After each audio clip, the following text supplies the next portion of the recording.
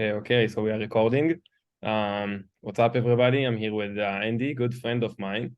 And Andy, welcome first. Thank you so much for having me, brother. Pumped to be here. Yeah, of course. I'm actually super excited to kind of jump on with things with you. Um, to give background to everybody, we kind of met here in Israel, went on a dinner, and I learned that Andy is doing super well with Shoutouts and his offer, trading offer, really scaling month after month for probably what the past like 2.5 years, something like that. Yeah, it's been 2.5 years. I started the company in December of 2020. So it'll be Mm-hmm. 3 years this coming December. The full first year we were stuck at 10K a month. And starting in that second year is when I started to progressively scale to 50K a month, May of 2022. So like a year and a few months ago was my first six-figure month. I was 100K. Um, this 1 year ago in September was our first, maybe close to $250,000 month. It was 225 or 235K. Mm-hmm. December of last year was our first $500,000 month. And then our record as of right now is 820K, which we did in July. This is cash collected, correct? Yes. Incredible. So pretty much just like in the last probably like nine months, you went from 500,000 a month to like 800K, and you're scaling month after month consistently. Yeah, there's plateaus and there's difficulties, but Of course. we've been continuously able to grow and set new records. I love it. Okay, perfect. So that's what I got to discover when I sat with you on dinner, and then we talked about all the details, and I figured that it's gonna be really interesting to really like give your thoughts and understand, things from your side to our audience in terms of like, not just where you are right now, which is I think gonna bring a lot of value to our people who are scaling, but also the things that you figured out when you were at 10K or at 50K and so on. And I want to talk to you about all this journey. And I think maybe it's best that you kind of get started with the beginning, and we can kind of go on from there. I believe it's going to be the best way to just like break things, how it looked like from the beginning to the 50K to the 10K and so on. Yeah, 100%. So I think I mentioned that we were stuck at 10K a month for that full first year. And I did have initial success getting to that 10K a month mark fairly quickly. I think it was, maybe a maximum of 2 months. I think the second full month we did 10K.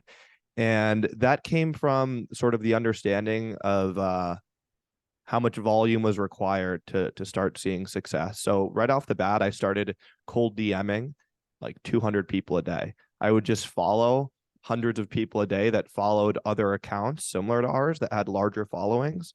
And I would cold DM like What was 100, what 200 was the people a day. offer the offer that you were running? What was the account? Just like let's talk a bit about that so people have the background.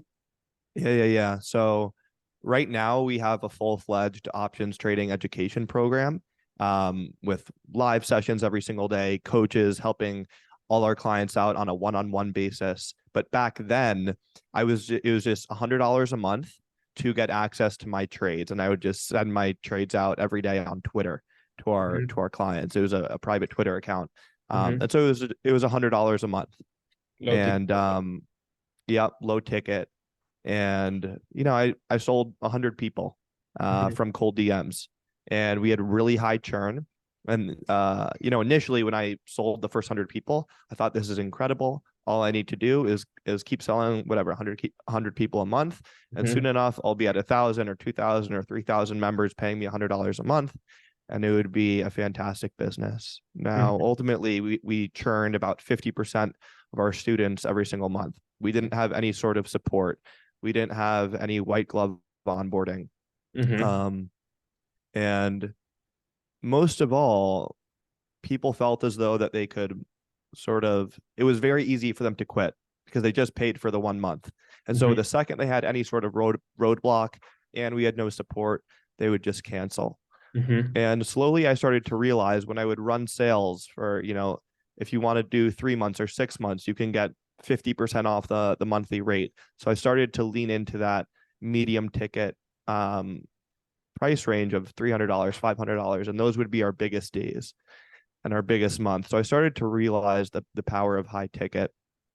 Now, we had 100% margins at this time. I had no team members. I wasn't spending anything on advertising, and I was hoarding that cash. I wouldn't invest it into mentorship, and this is a huge reason why it took me, a full year to scale beyond 10K a month. Yeah, makes sense. I think that I think that if I had invested sooner into a mentor, it would have been much, much quicker. But after that first year, I started spending a little bit on shoutouts. So January of 2022, I spent about 5K on shoutouts, and I was just running creative that I saw someone else running a lot of. I saw the same creative coming up on my feed every day. I said, well, if this guy's spending a lot of money on this creative, then it must be working. Right. And so I spent about 5K on it, on shoutouts in January of 2022. And we returned, I think, about 40K.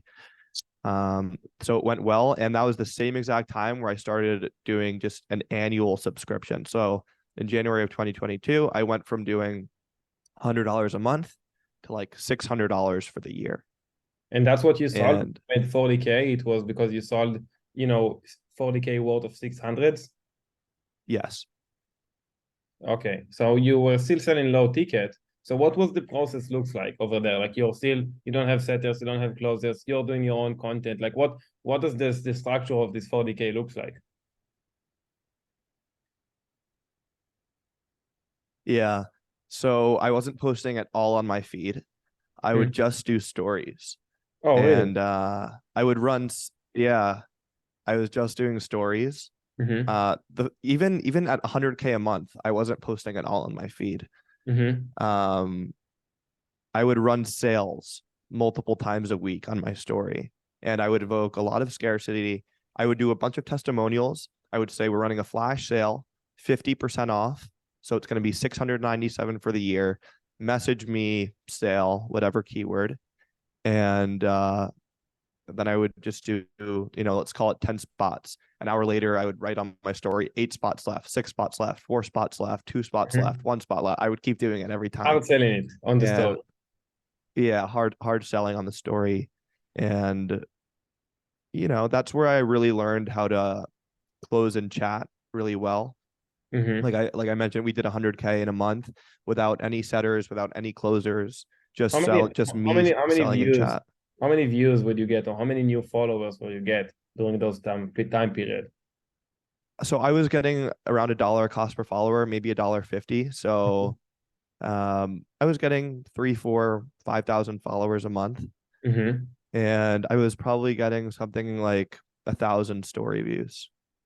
Okay, that's very average numbers. Let's put it this way. And I know, personally speaking, a lot of people I know, or a lot of even our clients, are getting way better results in terms of like the views on the stories and in terms of like the new followers per month. But then they are not able to hit 100K. Maybe they're at 50, maybe they're at 30. So what do you think is the let's assume things to focus on this time period when you have 1,000 views on the stories, when you get those 5,000 new people coming in? What do you think you had a line that will allow you to scale to 100K even before having a high ticket offer, which is the craziest, in my opinion? Yeah. So this sort of is in line with the idea that I was running sales, right? And so anyone that would message me that keyword, the conversion rate was really, really high. From the people that opted in to the people that I closed. It was a very high conversion rate. And the reason for that was I would send voice messages. So that's something I utilized massively that at scale, you can't really do.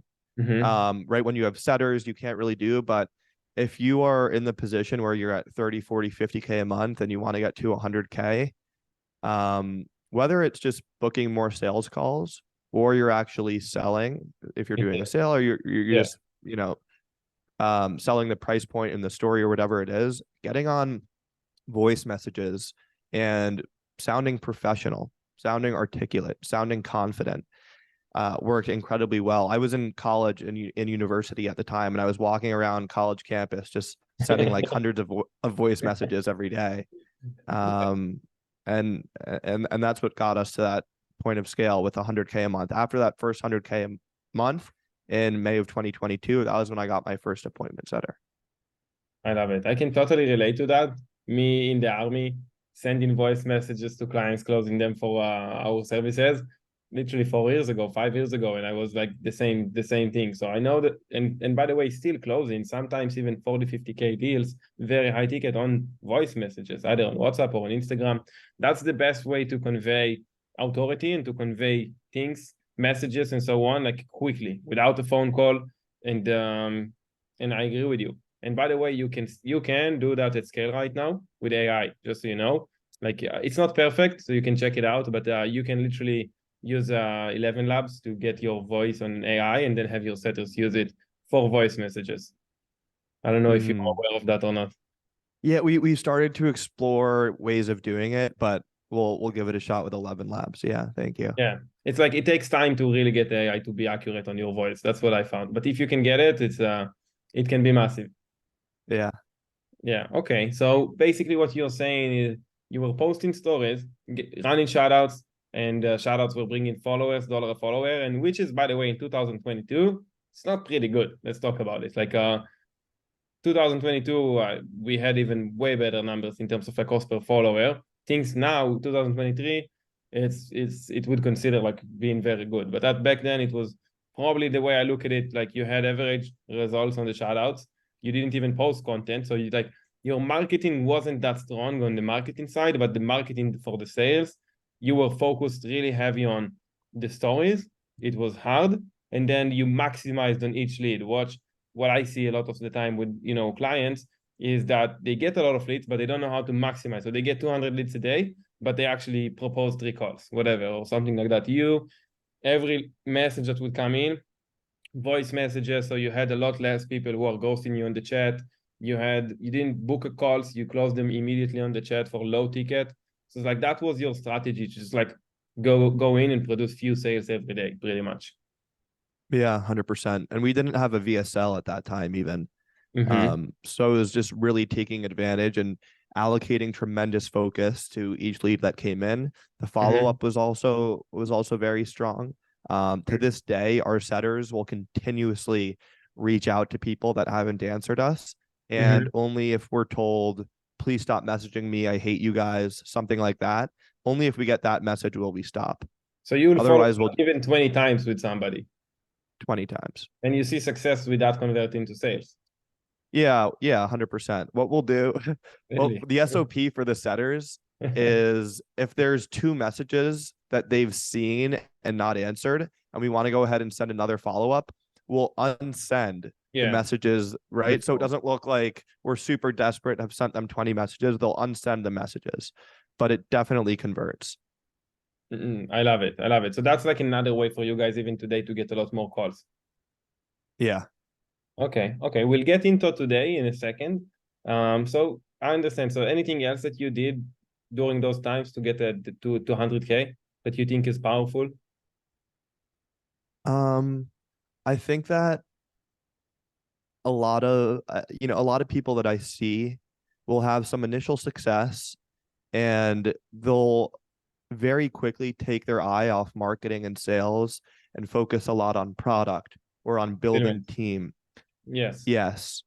And I think that as a founder in our space, especially, but really any founder, the thing you can never take your eye off of is marketing and sales. And I always had done this, but then I read it in Ready, Fire, Aim, which is a great business book by Michael Masterson. And it's something he talks about and that resonated with me that no one is going to market and sell better than you Mm-hmm. as the founder. Now, of course, our closers are better closers than me. The copywriter we have is probably a better copywriter than myself. But you, as the founder, always need to be allocating time and headspace to marketing Mm-hmm. and making maybe the best way to put it isn't that no one will be better than you, but no one will care more than you. It's your Yeah. business, it's your baby. And I would never take your eye off the ball of marketing. I would have a hyper strong level of awareness of what's working well on Instagram. What are your competitors doing? What are they like on a daily basis? Like, what Yes. did all of my competitors post yesterday and how did all of that perform? I've noticed as I've continued to meet other people in this space, it's something that I always did. Where, if I'm talking to someone doing 50K a month and I have this conversation with two brothers that do YouTube automation, and their content wasn't so good. And I told them, you just need to spend 30 to 60 minutes a day looking at what everyone else in your niche is posting, and look And at just what I'm model it. posting. Model what works. Model success. Yes. And if you do that, Yeah. you will actually like be able to like how would I explain it? And because I'm in the same thing with you on that aligned, is like other people have already been put in the work to find out what's working. Mostly people that are running, let's assume people like you that are doing, let's say, closer to like 1 million a month. Like now you're spending a lot of the time to figure out already what's working. So someone who has a 10K a month can literally go in, look, model 1 or 2 things. It will probably work way better than him trying to reinvent the wheel and trying to figure out now what to put on the stories. Let's put it this way. 100%. And so that's what you did. And that's what you're still doing till today. Basically, always looking on what's working and implementing it. If it's to the stories, if it's to the shoutouts, if it's to the content on the feed. Yeah, that's what good marketing is. Mm-hmm. Okay. I agree. Yeah. I agree. I mean, Yeah. we've built multiple coaching offers, just like yourself, to more than 500,000 a month. And when we run shoutouts, like we are in a position right now, I believe pretty similar to you, is that a lot of people in the space model what we do. Because we post something and we get, I don't know, 50,000 likes on Millionaire Mentor. Everyone likes it because it's like, I don't know, 3 times better than everyone else in the average, then boom, you see it on all the other pages, right? But we are in a space that we do 2 things right now. Like number one, we also model what we see as far as like success, but then we've built a testing mechanism. Maybe that's something you can take. Is like we found, let's assume you can see 10 different things that are working. So we've built a mechanism to just like test those 10, and we improve them, innovate on top of them, and so on. And then out of those, maybe 1, 2 will perform. Then we scale that. And I know you told me that you guys are doing pretty similar thing. You're just testing in a different way. Right. Mm-hmm. Cool. Okay, so we'll get into that. I'll let you explain. So this is you at 100K, right? This is you at 100K, really, really focused on marketing and sales. No setters, low ticket offer, and voice messages, getting people rolling in, and you're selling them for the full year. So there is no turn. Like you're selling them for 1 year pretty much. Mm-hmm. And what happened next? So then we got our first setter, Mm-hmm. who, initially, I think after that first 100K month, we did like 50K or 60K. And every time we've made an adjustment like that, we see ourselves regress a little bit. Yeah. When we went from closing and chat to closers, right now, we regress a little bit. And so I think it's, maybe helpful for the audience listening to understand that when you implement changes like that, when you're replacing yourself in certain roles, you're probably going to see a little bit weaker performance, and that's okay. I remember freaking out that the business was like going to collapse on itself. I Yeah. agree. The other thing, go ahead. No, I'm just saying I agree. It's normal. I see it. I Yeah. don't think I saw one offer that it didn't happen. So I wouldn't say probably. I would say it would happen. Yeah. Yeah. The other thing that I'll say is when you outsource roles and when you remove yourself, um, don't just go from you being 100% involved to 0% involved, right? Don't go from sending every single message in the DMs to not sending a single message and letting your setter do everything. Mm-hmm. It's important to slowly take Transition. yourself out and make sure that you're overseeing the operation, make sure that you're still sifting through your DMs, looking at what they're doing, at what your new setter is doing. That's Um, oh, sorry, go on. and yeah, so ultimately what we did is that original setter now Mm-hmm. manages 8 setters under him. I think when we were together in Tel Aviv, I think maybe we had 6 and we got 2 more Yes. now. Mm-hmm. So I'm now completely removed from setting, but I'll still look here and there. Yeah. Every day I'll spend 20 minutes just sort of looking through how quickly are they responding to messages. Are there open messages that haven't been answered for more than 2 minutes? And I'll Mm-hmm. flag that and send it to our team in Slack. But that setter manager is now even doing the hiring for our new setters. And of course, the onboarding, the training, the quality assurance, he's doing everything. Mm-hmm. So I would try to structure it that way where you invest a lot of time into training your first setter that's a really good setter, you're happy with them and you train them, and then you ultimately let them ascend to a manager. So I have two things to say about that. Number one, what you said about the gradually transition, I just want to connect it to the first point you said, which is like you will care the most, right? And to get something to work is a lot harder than to just operate something that is already working.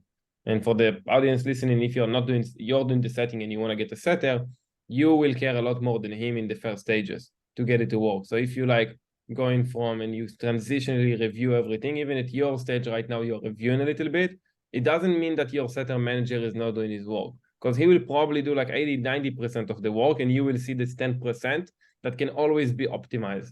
And that's like your position as a CEO, to really see those things and always like the team feels you, let's put it this way, and that's how they kind of optimize. 100%. Cool. And the second thing I'm seeing is like I think a lot of people are experiencing very high turn with setters. So you're saying, hey, find a really good setter, and then it will help you build your entire team. What do you think about that? Because like I see so many coaches, they just struggle with setters because they have big turn. Yeah. So I'll tell you what happened. We had this one setter for about 6 months, and he lives in Thailand. He's Italian but lives in Thailand and is married to a Thai lady. And I would cover 4 or 5 hours during the day, and then he would do everything else. He would work 12-hour shifts. I'd do like 4 hours. And ultimately, I wanted to put my focus into scaling our sales team and scaling our fulfillment team. So we got another setter, and we positioned it so, one setter had his conversations, the other setter had their conversations, and they didn't overlap. And if this setter scheduled this call and it closed, he got 5% of that cash. And if this setter booked a call and it closed, he got 5% of that cash, right? Which is like a complicated way to run things. Yeah, but it's also the way that I see it most often. Most friends that I have, that's the way they do it. I agree. And the initial setter, he said to me, I remember he had his first like 15K commission month or something like that. And I said, congratulations, man. Like, this is unbelievable. This is life-changing for you.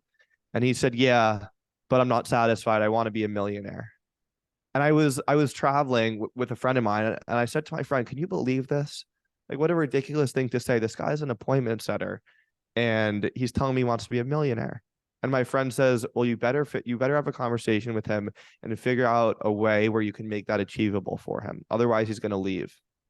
And he was an amazing setter, this guy, but and it would be very I certainly wouldn't want him to leave. I thought that was really interesting. So we spoke, and the system that we ended up developing, which is what we have now, is a team of VAs. All our setters are VAs other than the manager. And I can get into the hiring funnel in just a minute, because it's something that I love teaching, and I think is really valuable. But the way we have it systematized is that the setting team collects 5% of cash, and the manager essentially gets that 5% and then pays out all the setters under him that are paid hourly. Okay, most of them are $2.50 an hour. The VAs that are setters, they make $2.50 an hour, and then the manager is getting 5% minus all of those salaries. Does that make sense? Yeah, it does. So your hard cost is always 5%, no matter how many VAs you have. Exactly. And it makes sense for the setter to scale and have more VAs, because that way will probably have a lot more sales, and their salary is just like very minimal. Yeah, exactly. So that's how you solve the problem with your setter being a millionaire. Yeah. And now he's making he makes a little over 30K a month right now, something like that. Yeah, that's crazy. It's definitely huge salary to earn as an employee, let's put it this way. And okay, I love it. So yeah, before we get into the hiring for the setting, we'll get into that. I want to understand. So it's like you're making 100K, hired your first setter. Step by step, you figured out what you told me now in the process about the settings. But like now you are doing something completely different. You're selling high ticket, you have closers, you have content on the feed, right? You have built a company. It's like, how is this transition continued? It feels slow. It feels like it was a slow process in transition, but the reality is that a year ago, 12 months ago, we weren't doing any feed posts. We were just doing story, and now pretty much all the sales come from the content. And that came from a different mentor that I had. Because I worked with my first mentor when I got the first appointment setter. And then I worked with a different mentor who I knew was doing well with Shoutouts for his own high ticket program.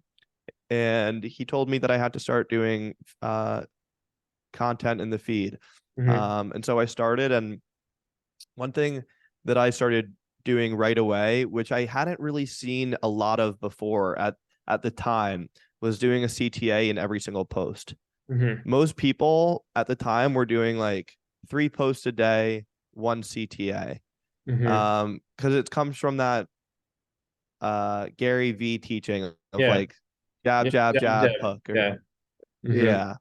Right, of give, take. And Hormozy talks about it as well. For instance, the Instagram algorithm will show you 1 ad for every 3 posts. Like the ratio is always 1 to 3. But I tested it like once or twice, and I got the same amount of opt-ins. And waiting, a post or 2 without a CTA didn't help me. So I just started doing call to actions on every single post, and as we've scaled, that's largely come from the increasing the number of posts. So when we did 500,000 a month, we were just at 1 post a day. And we were at 2. We've just gone to 3 posts a day, but we did 820K cash collected at 2 posts a day. And I think that's a huge lever that you can pull on. But even the CTAs, like you didn't push them to like a link in bio or something like that, right? You always make in the CTAs, they weren't even like hard CTAs. They were all soft CTAs. Like, do you want to talk about like how do you push people towards the CTA and how the funnel works over there? Because that I believe is what's like the biggest thing. And the content is still valuable, but it gives leads. Yeah, absolutely. So like you mentioned, I think most people are doing click link in bio CTA, and I tested it, and I think that what we do is, for a long time we were doing comment keyword below. We've actually just changed mostly to message me because our message volume was too high, and we were getting restricted. We're restricted indefinitely from, or at least 20 out of 24 hours a day, we're restricted from responding back to comments now. So we just started doing message me. I also think that there's a new feature that my setters told me about after we were together over the summer, Gilad, which is that if you send someone a message and either you haven't had a conversation yet, something like that, it'll go to their invites. I think it's like something, it doesn't go to their request, it goes to invite, something like that. It's not for all people. I think like I haven't seen it, but maybe in the States, yeah. Yeah, the way Instagram does things is they test with a certain percentage of users. So I don't know if that's widespread or not, but the combination of us being banned all the time and the setters telling me that, we started doing message me. But the biggest difference is click link in bio versus either comment or message me. I think if you're under 100K a month, go with comment. It's by far the lowest friction thing that you can ask them to do. Yeah, but instead of saying click, it's not just that. It's also like you've always made the CTA to give them something for free, right? It's like either you give them the free video training or you give them like something very incentivizing in the content. So it's not like hard selling. That's at least what we are doing. I know, and I know you're implementing it as well. And then that's how you really get a lot of people to comment. And there is also connection between the content piece to the actual CTA. It's like you're gonna post like a video of Warren Buffett talking about how he makes money with his investment and so on, and then you're gonna relate it to yourself. It's basically saying, hey guys, I've created a 20-minute free video that's gonna show you exactly how you can earn 10K a month from option trading. If you want the free video, just like comment video below, whatever. and then it would make sense because this video went viral, got a lot of views, and then that's how you generate majority of comments. And if you do that repetitively, now 2 posts a day, that's how you mostly get the people to engage. Correct me if I'm wrong. Yeah, that's absolutely right. So we look for viral posts that we can either use copy that we've already used that we know works really well, and Yes. we want to find new viral posts that we know the copy we already have is going to work well with. Yes, transition to it. Maybe you need to change one sentence and so on, and you match between the two. Yes, exactly. And so that works really well. And yeah, when you're asking people to click link in bio, it's much higher friction. They have to click your profile, they have to click the link in your bio versus just comment. All you have to do is click that little comment button and type that word in, and you've accomplished whatever it is that we asked you to do. Yeah. Right? It's low friction. So I want you to go over like the offer. So like, when did you start going into high tickets? How is it looking like right now? Going from now the 100K to 500,000 a month. Like, where is this transition going to closers, high ticket offer, and so on? Yeah, so right now we have 5 closers, 8 or 9 appointment setters, and on the fulfillment side, we have 1 accountability coach who's a VA. She's incredible, and she starts a one-on-one support group chat with every single client, and she reaches out to them day 1, day 7, day 14, day 30, day 60, day 90. In that one-on-one group chat with her, they also have a coach, and all our coaches started as members of clients of ours, and they've just gotten advanced and really good, and they wanted to help. So every new client has an accountability coach who checks in on them, and then a technical coach who's experienced and can answer more serious questions.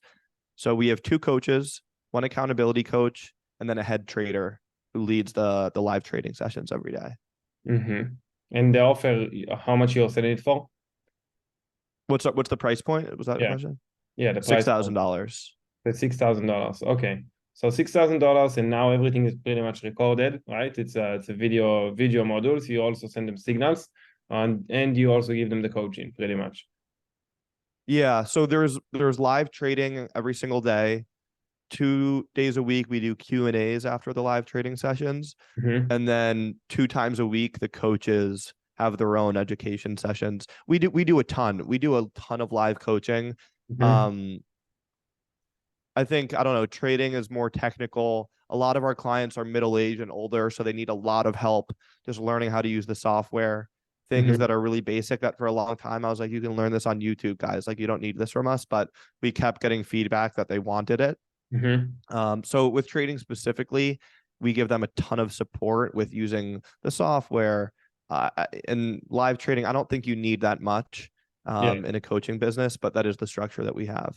Cool. And do you have any guarantees that you found like to be working the best? Like, what's like, because I know your guys' closing rate is very high. Also, like the cash collected that you guys collect on a phone call is pretty high. So I want to like get your take on that area, like, you know, the actual sales guarantee, structure of the offer, and so on.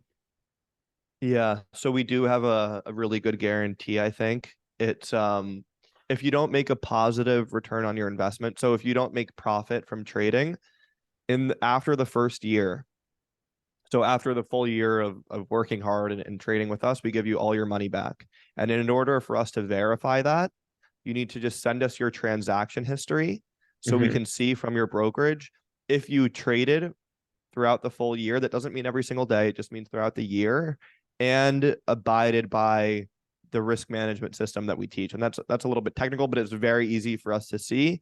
And we've gotten something like 20 requests of people saying, hey, I want you to honor the money back guarantee, and not once have they been eligible for it.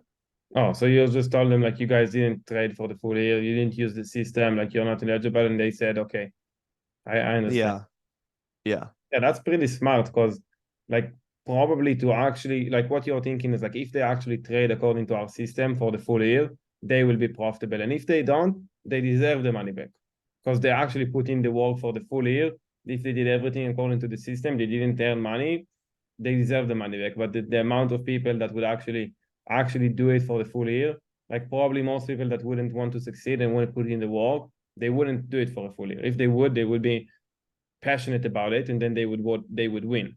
So it's a guarantee that would probably say that your refund percentage is not going to be high. Right. And you could structure something similar for any offer, right? If you have a YouTube automation coaching business, you could make it a certain number of videos that they need to upload every single month for the full length of your coaching. Right? Certain metrics of effort that need to be hit in order for them to be eligible. Yeah. Interesting. So it's not even you need to invest X amount of money. It's just about effort. Yeah. And then this is also incentivize them to pay upfront. You're giving the guarantee only if they paid in full, or what? Not only if they pay in full.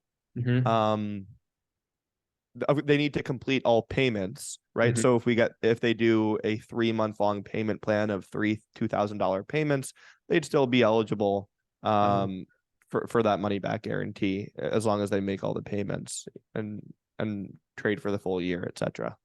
Okay, cool. So what you found, if I understand correctly, is like when the offer is really good, and I understand you have a really, really good offer, things get a lot easier on the sales calls, on the setting, and so on, in the videos, compared to when you just like completely have, like, at least that's what I'm seeing with a lot of clients. Like when the offer itself is not really strong, sexy, converting, and so on, all the other elements get kind of messy.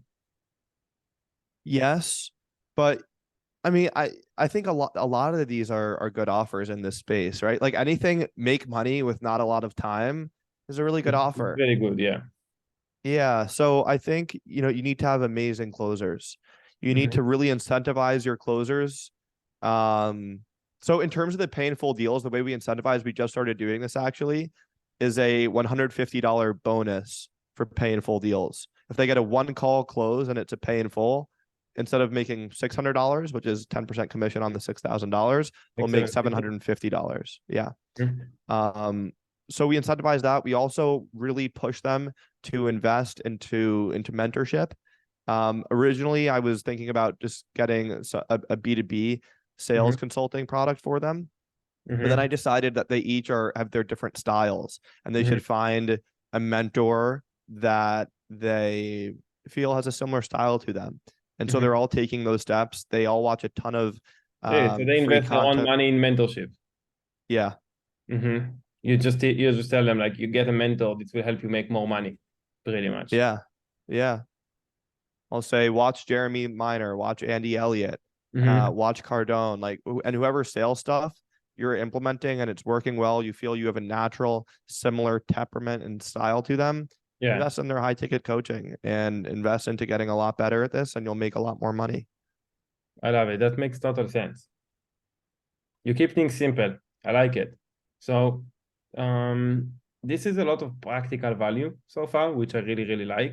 Now I want to ask you to, like, we would go back, but also I want to figure out kind of your take on different metrics that I think will be really valuable for our audience, like how much you guys are spending, what is the actual, how many leads are coming in that you see either at 200K a month, 500K a month, 800K a month, so on. What is the show up rate that you guys are seeing? What are the things you guys implement to increase those metrics, either conversion on the leads or showing up on the calls? Just like everything as far as like really optimizing, because a lot of our people are doing well, but they can't scale, or they find it very hard to scale. If they scale ad spend, they might not scale revenue, or if they do this, the show up rate goes down, and so on. So I want to get your take on all those areas. Yeah. So right now we're spending 200K a month on shoutouts. For a while, I wouldn't spend more than 50K. We were returning between 400 and 580K a month, spending 50K. And our cost per follower was slowly going up, and I wouldn't spend more until our cost per follower got better and until our cash on cash returns got better.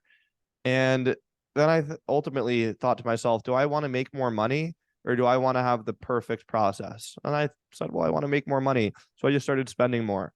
Mm-hmm. Um, and there is a lag with shout outs, right? People that follow you today on average won't book a call for another few weeks. Yes. Or I don't know what the exact average is, but 30, it's not 30 like to 40, traditional paid 30 to media. 45 days, pretty much. Right. Mm.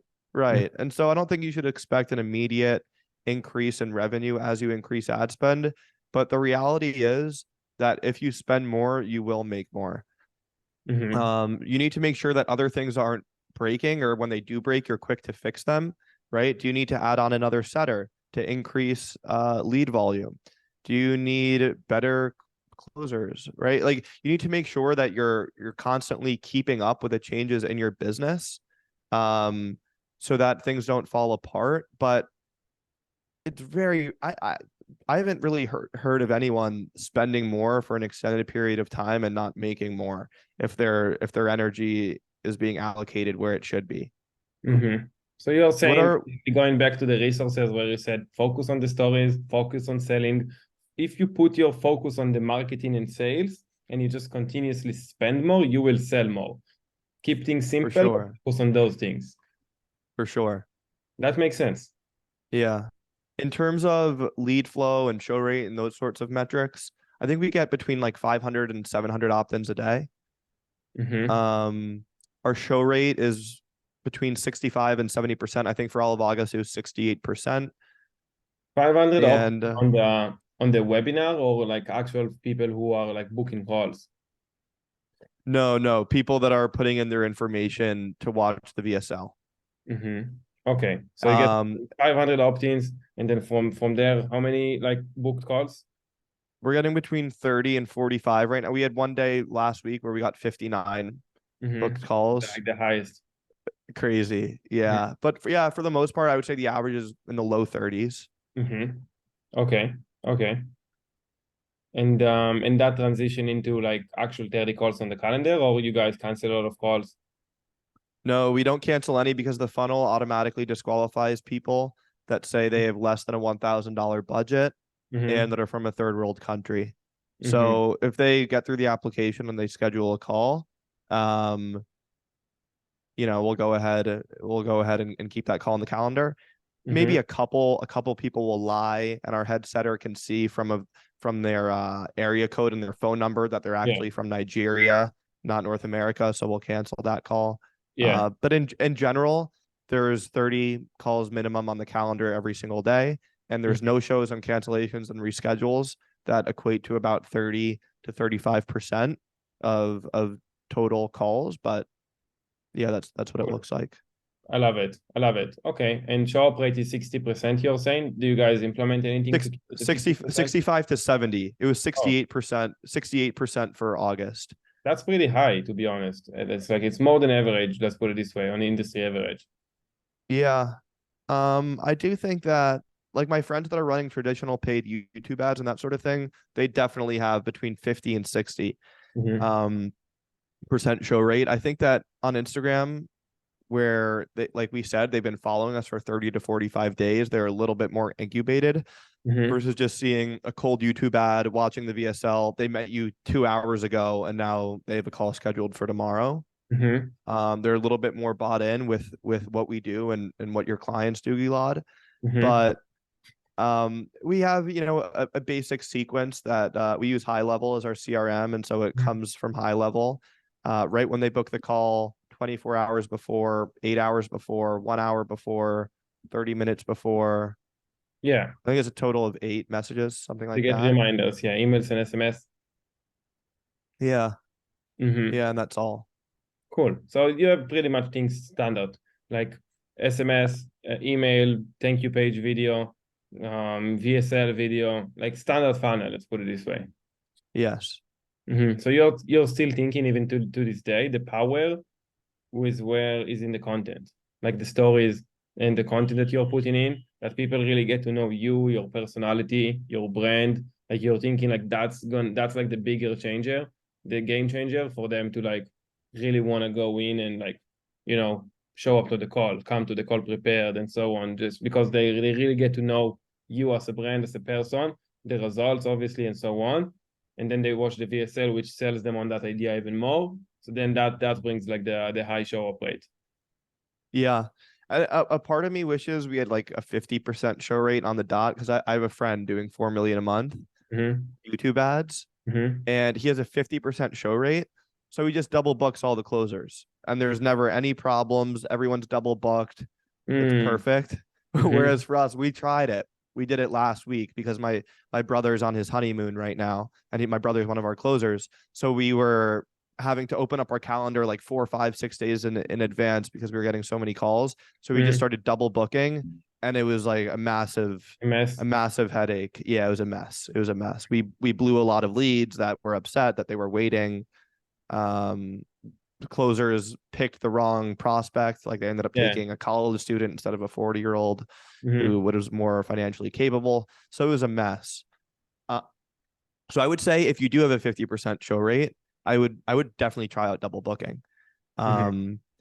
If you're, like we're still trying to navigate that, because I mean, what we're doing now is we're having the closers call what we call their hot list and pending deals, someone that's put down a small deposit, or someone that they had a call with that they couldn't close, but that needed a few days, but they couldn't schedule a follow-up. They all have a long list of these. So we're using that time that they have when they have no-shows to target their hot list and pending deals. But yeah, we're always navigating how do we increase show rate and that sort of thing. Yeah. It makes sense. It makes sense. Yeah, and as far as like the traffic, because what you're saying to me also is like, yo, Gilad, like majority of our traffic is like our audience like 40-year-old, 50 years old, right? Like you're specifically targeting the older demographic. And I would love to like get your take on the traffic. Like you're, as for like right now spending 200K a month, but then also from your perspective, even spending 20K a month, right? On the lower end, like how do you recommend people really maximize on the traffic? Yeah, I want to get your take on it. How do you maximize? How do you get going? How do you maximize? How do you scale? What is your perspective from, the pages side of things, content side of things? How do you even track the results? Because a lot of our clients, like they may run the shoutouts, they get the 5,000 followers for the 4,000 net spend or 6,000 net spend, but then they don't get the conversion part. And then there's a lot of issues, because sometimes they may go and blame the traffic. They would go, hey, traffic doesn't work, but then they may not implement what you just talked about, which is like heavy sending in the stories, voice messages, being actively on the DMs. So like there is always a difference. Like how do you know the traffic works? How do you know the sales traffic works? How do you like optimize every single thing from your perspective? Yeah, well, I'll preface in saying that I think that really the two metrics that you should care about are cost per live call and cash collected per live call. If you can have around a 3-to-1 ratio on that, so for example, your cost per live call is $500. That would be really high with shoutouts. But for example, your cost per live call is $500 and your cash per live call is $1,500. You're in a great position to scale. And as long as you can keep it above a 2-to-1 with all your other costs and running the business, you can scale profitably. Like you're good to scale and keep increasing spend as long as that ratio makes sense. So those are the two. Yeah. Do you have a question on that? Yeah, so like let's simplify it. Let's assume I spend, let's assume $10,000 on shoutouts, right? So you're saying if I get, I don't know, 500 per call, so I should get like what, 20 calls from this, like 20 quality calls. Let's assume from those 10K spent. That's correct. And then if I can get 20 calls, and then I know that from those 20 quality calls, I can cash collected like 1,500 per call on average, because I would close, I don't know, I wouldn't close this one, I wouldn't close that one, but the other one I would close for 5K or whatever. So on average, I know I get 1,500 per call. So now I'm on like a 3x on pretty much like ad spend. And now you don't look on the followers that you're growing. You don't look on, like, you're basically saying, hey, Gilad, people are tracking the wrong things, maybe even myself included, like cost per follower, likes, how many we get on the ads and so on. You're like, let's simplify it as much as we can, track cost per call, and how much are we collecting per call. Let's put it this way. Like, At the end of the day, that is all that matters. mm-hmm, Now, in order to optimize, if you want to look at how can I lower my cost per call, mm-hmm, right? That's when you can start looking at things like how many opt-ins am I getting on my posts on average? What are my likes on average? What's my cost per follower? I mm-hmm, don't think those are the most important metrics though. If you're a business owner, you care about cash and cost. mm-hmm. And this is advice that I got from my friend who does 4 million a month, right? So he does 60 million a year. Mm-hmm. And he said the two metrics you need to focus on are cash collected per live call and cost per live call. And how A is that lot, a connected? lot goes in, like I said, a lot goes into how do we optimize our cost per booked call, right? Mhm. And you look at some of the metrics you discussed. When cash per live call, it's closing focused and maybe Yes. some marketing focused. But at when you take a step back, those are the two things that you need to focus on and make sure So, are in line. so how would you like, a lot of our clients and people watching, they may say, okay, so they get the traffic, but they don't get booked calls, enough booked calls, right? So like, how do you solve things like problem like that? Because they know their closing percentage is pretty good. They know the shoutouts are pretty good because they get the followers, and their problem is in the setting, usually. So then they don't know if the problem is in the actual setting or in the traffic, for example. That's how would you encounter that?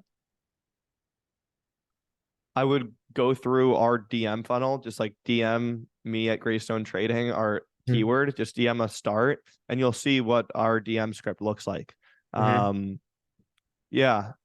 If you want to do someone in your niche that's doing really well and you want a script that's more specific to your offer, go through their DM funnel and just change your script to exactly what theirs is. Right. If that's what you're saying, if they're not booking enough calls over DM, then their script isn't good. It's not good enough, right? Yeah. So I would just like steal a DM script that is much better. I love the answer, the simplicity of it. It's basically again going back to the modeling success. Like pretty much there is a lot of people who figured out already what you're doing. So just like go again, figure it out. Like look on 10 different people that are look on one person or whatever that's doing really well, that you know is doing really well, and go with us. Let's put it this way. Yeah. Okay, I love it. So now I believe it's good. It will be really good if we dive into your kind of setting process. I know you want to talk about kind of the hiring and how you do it. I know it's pretty insane. And what I would also want you to cover in that is also how you guys track, because I know tracking is also a very big thing. Like your setter manager, how does it track all the conversations? How many hours the setter is working? How many active conversations do they have? Do you guys use a tracker to track everything? I know that's a lot of people are struggling with just because they don't look on the things like you're saying. You're spending 20 minutes a day, set a manager, and so on. So then they don't know if they actually implement the things they need to implement or not. Yeah. So in terms of the hiring process, we just use onlinejobs.ph, very basic platform to hire Filipino talent as a Western internet business owner. Mm-hmm. And what we do is we put up a basic application for an appointment setter for our Instagram DMs, and you'll get 200 applicants in like the first 48 hours. I'll have one of my VAs go through all the applicants and select 50 women. We do exclusively women because we found that they're much better. Women are much better at doing tasks. Men oftentimes get sloppy for a myriad of different reasons. A lot of times they have other side hustles going on, or they're Mm-hmm. just playing video games. And whereas females are much more focused at just Mm-hmm. getting tasks done. So we'll have a VA select the 50 best women, 50 and the out of the criteria. 400 that pretty much came in the application. Yeah. Mm-hmm. And we'll have those 50 women show up to a live Zoom meeting. That's a group interview. And so I would say, I think there's about an 80% show rate. So about 40 people that we asked to come will show up. So already you're getting the 40 most committed people out of that initial list of 50. And again, that list of 50 was curated as well, right? You were just doing women, you were doing people with the best English that had some experience, right? And so already you're at 40 out of 200 from that application. Mm-hmm. Okay, I'll start off the interview. Now I have the setter manager doing these interviews and the hiring process, but I did it many times. And what it would look like is I would talk about the opportunity. I would talk about the pay, which again is $2.5 an hour. And I would tell them how, we're an incredible company, we're changing lives, we're rapidly growing, and it's a fantastic opportunity for them. And then I would ask a series of questions. For instance, I would say, would you be excited about working for $2.5 an hour, 7 days a week, 12 hours a day? Please raise your hand on Zoom if this is something that you would be excited for. Mm-hmm. Okay, cool. If you didn't raise your hand, thank you for coming. I really appreciate your time. Unfortunately, this isn't a good fit. Okay, Mm-hmm. I would ask a bunch of questions like that, and I'll give some more examples in a second. But over the course of these questions, we would go from 40 people to, after 5, 6 questions, down to 15 to 20 people. Mm-hmm. Other questions I would ask is, depending on if you want them to be working in the US time zone, or we have some that are working overnight because we have all 24 hours covered. But whatever it is, we say, can you work this time to this time? So can you work overnight in the Philippines and be working during the day in the United States? Yes or no? Raise your hand if yes. Would you be excited about working overnight and not and having to sleep during the day? Mm-hmm. Right? Are you really confident in your English? And some people, they'll be transparent, and they'll get off. So after these questions, there's about 15 to 20 people left. I'll then have each of them speak about their experience for 30 seconds. I'll tell them 30 seconds, and you can right there and then see how good they are at following a task. If they talk for a minute, you're not going to welcome them back. Mm-hmm. Right? You want to see just like how well can they execute a basic ask like that. And you get to hear how good their English is, how competent they are. Mm-hmm. I also like them to be wearing headsets. It Mm-hmm. just shows me that they're focused and they're dialed in, versus sometimes they'll be on their phone. Mm-hmm. You can so by the end of this, they each talk for 30 seconds, and that's where you get a good idea of competence. And then we invite 5 back to a second round interview.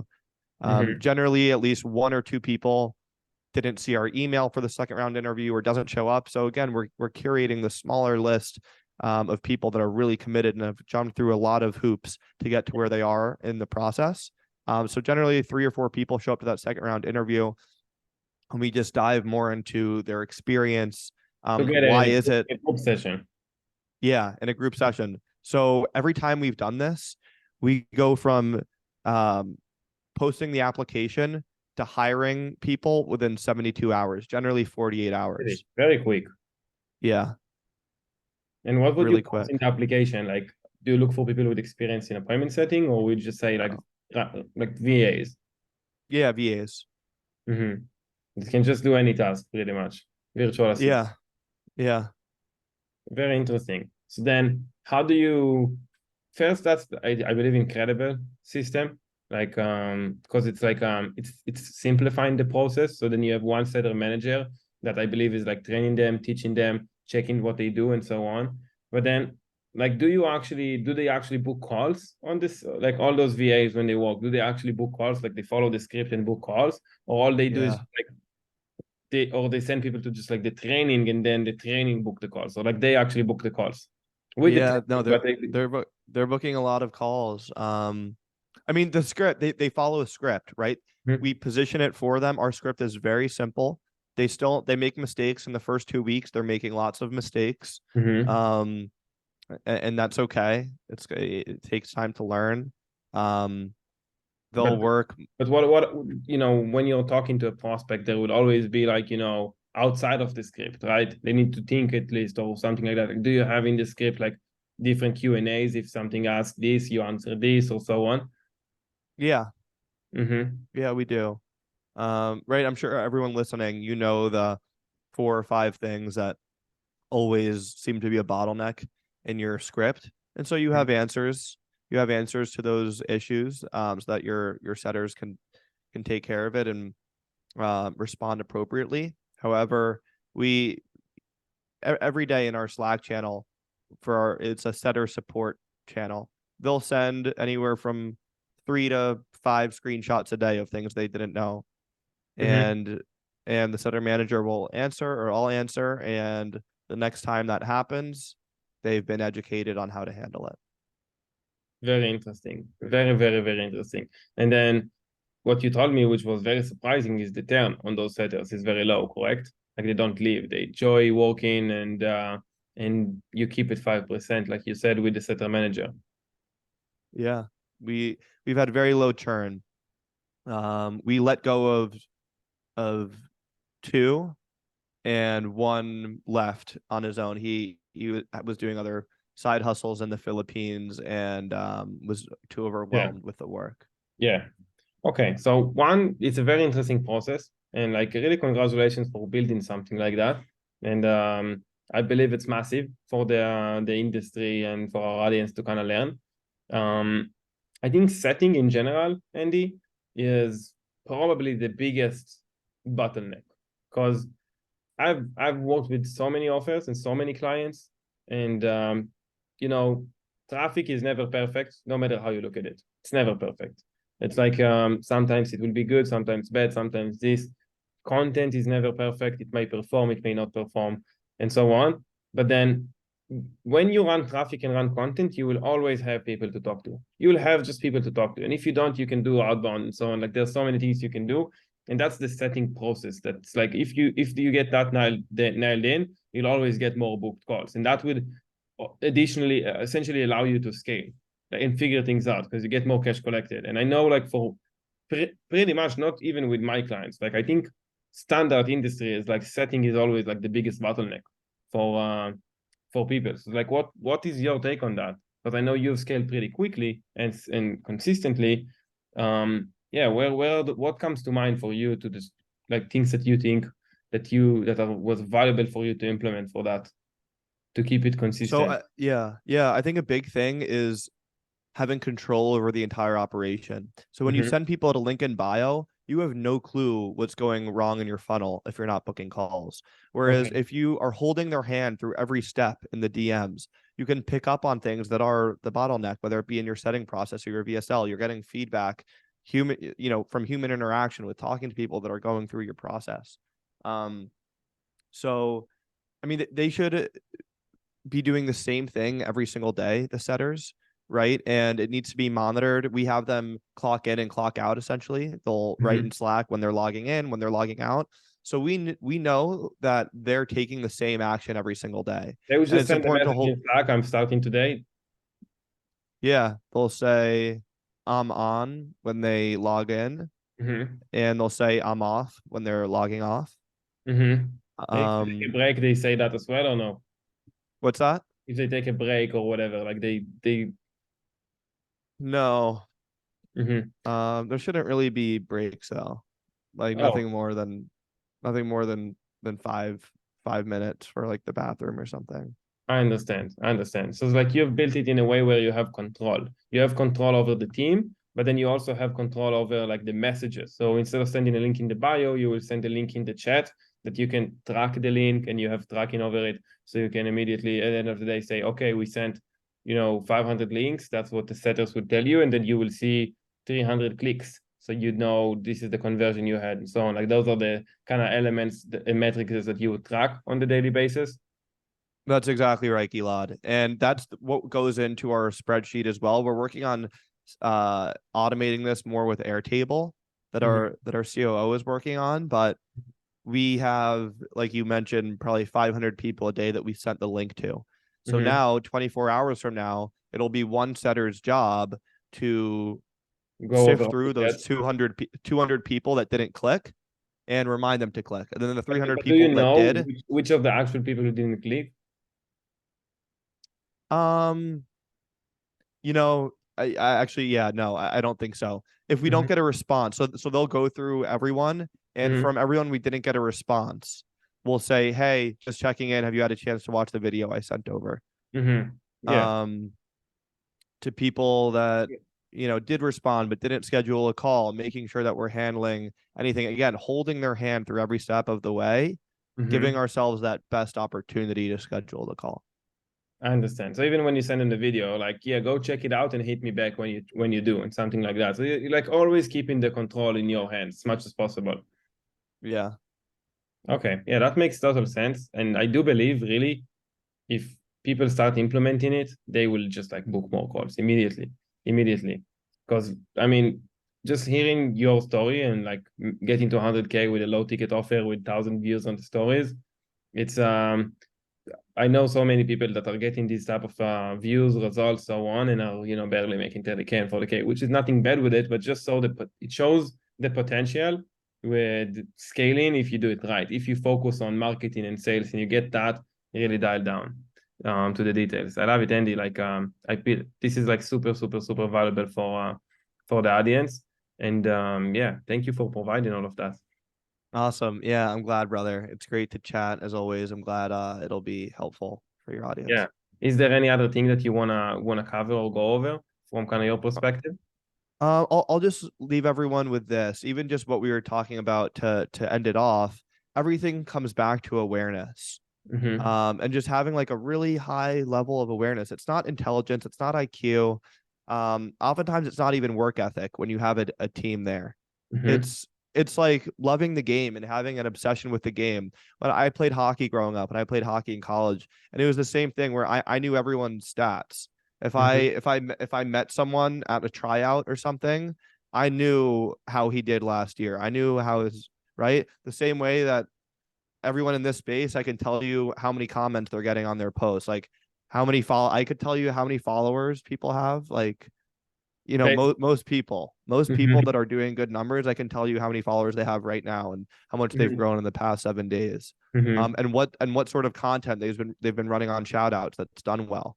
Yeah, I you're just aware on every single thing that is important that you can learn from. Yeah, So if you know yeah, there's a competitor who is doing 1 million a month, you would know how many followers they have, what creative they used yesterday, and what their appointment setting script look like, and you probably have watched their VSL as well, and you've gone through their funnel. Like you are aware on the things that are related to marketing and sales, on what's going on in the industry. You're always bringing and you're bringing your awareness up every day, right? It's not like you're aware one time, boom, that's it.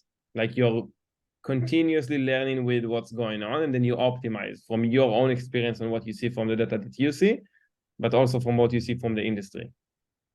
yeah, 100%. And when I see something working, like we'll pivot extremely quickly.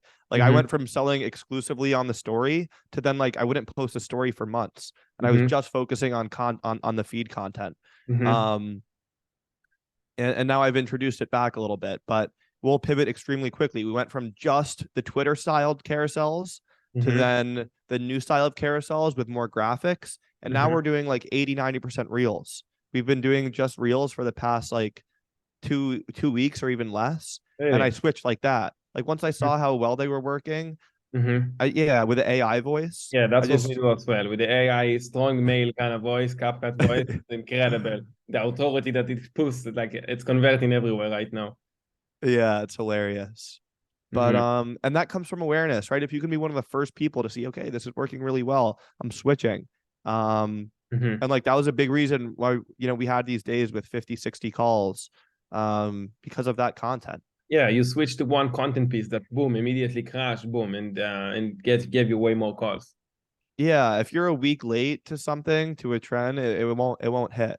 So how aware are you? How much do you really want this? If you really want to start doing 300K a month and your actions reflect that with awareness, not necessarily hard work. At this point, even if you're doing 50K, 60K, 100K, you don't need to be doing 10-hour days. Mm-hmm. Right? You can have team, but if you really want this, you'll pay really close attention, and Mm-hmm.